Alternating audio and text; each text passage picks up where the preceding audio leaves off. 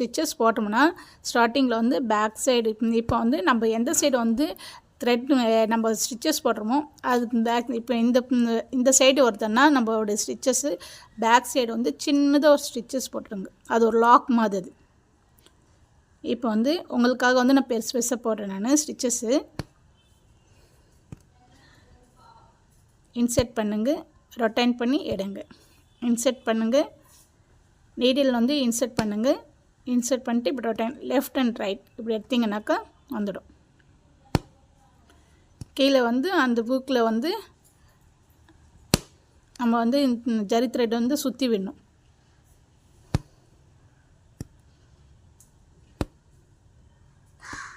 ஈஸியாக வரும். நம்ம வந்து ஃப்ரீயாக வந்து நம்ம வந்து ஹேண்டை வந்து நம்ம வந்து த்ரெட்டை வந்து லூஸாக விட்டுன்னு வந்தோம்னா ஈஸியாக வந்துடும்.